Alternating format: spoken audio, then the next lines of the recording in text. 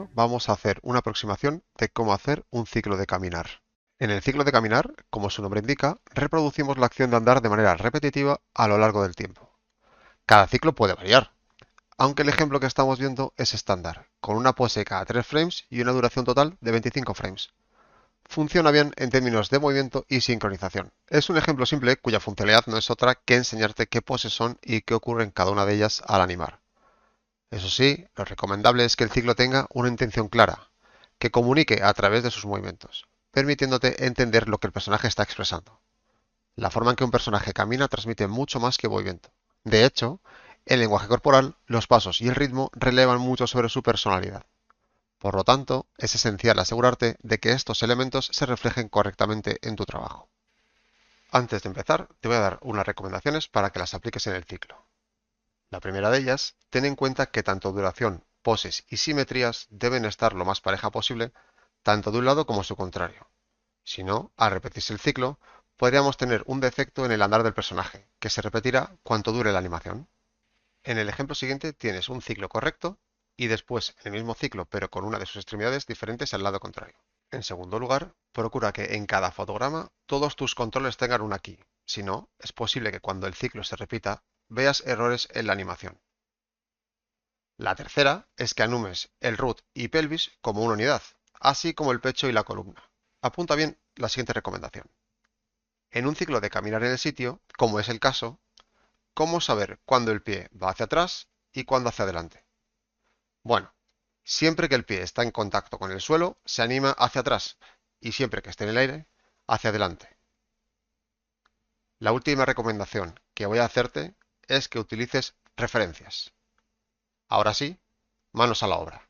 El ciclo de caminar consta de 9 poses en total. Las 4 primeras corresponden al paso de una de las piernas y se dividen de la siguiente manera. Pose de contacto, pose baja, pose de paso y pose alta. En la pose de contacto, lo primero a tener en cuenta es el root o cintura y la pelvis. Ambos rotan a favor de la pierna que va adelante. Cuanto más adelantada esté la pierna, más se rota el control de la cintura hacia ese lado. Y lo mismo con el control de la pelvis. El pie adelantado hace contacto con el talón y el pie de atrás se mantiene a una distancia media. En la pose baja, el cuerpo está en su punto más bajo, debido a la flexión de las rodillas para absorber el impacto del pie en el suelo.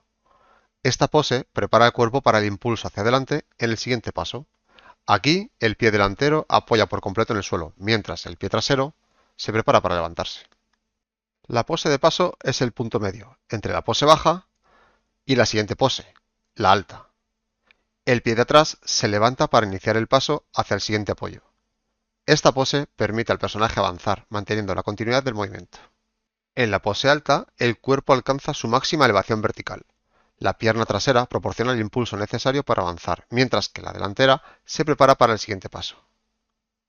Las 4 poses siguientes repiten el mismo orden pero con la otra pierna, es decir, de forma simétrica. La novena y última pose es exactamente igual a la primera. Y así debe ser, para que al repetir el ciclo no se note ningún ruido visual que afecte a la fluidez del movimiento, tal y como has visto en el ejemplo del inicio.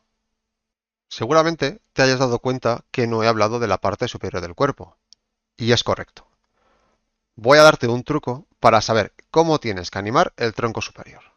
Una manera muy sencilla de cómo saber hacia dónde rota el pecho y columna, que como ya hemos dicho es otra unidad, y cómo van posicionadas las manos, es colocándolas en posiciones contrarias a root, pelvis y piernas. Me explico. Si la pierna adelantada es la izquierda, por ejemplo, el brazo adelantado será el derecho. Y de la misma manera, si el root y pelvis van a favor de la pierna adelantada, ¿hacia dónde girará la columna y el pecho? Exactamente, también al lado contrario. Cuando el root y pelvis los gires hacia la izquierda, el pecho y columna rotarán hacia la derecha. Por último, basta usar unos pequeños conocimientos sobre el peso de los personajes, así como el overlap, que es uno de los 12 principios de la animación y que sí o sí cualquier estudiante debe dominar, para terminar de dar vida al movimiento lateral del personaje, así como fluidez y dinamismo a manos, cuello y cabeza. Ya solo queda hacer que tu ciclo se repita en el timeline. Para ello, iremos al Graph Editor y en la pestaña de Curves activamos Pre-Infinity Cycle, para que se repitan las curvas desde la primera key que tengamos hacia atrás, en nuestro caso el 0. y post-infinity cycle, que hará que se repitan desde la última key en adelante. Si no ves repetirse las curvas en el Graph Editor, como ocurre en mi caso, seguramente tienes que activar en la pantalla de View la casilla Infinity. El ejemplo del ciclo que estás viendo lo estamos haciendo con Maya, pero el proceso es el mismo para cualquier software que utilices, eso sí, con su propia nomenclatura. Para terminar, quiero decirte que seguramente el primer ciclo no sea bueno. No te preocupes, que nadie nace sabiendo. Cuando hagas varios ciclos conseguirás los mejores resultados. ¡Mucho ánimo!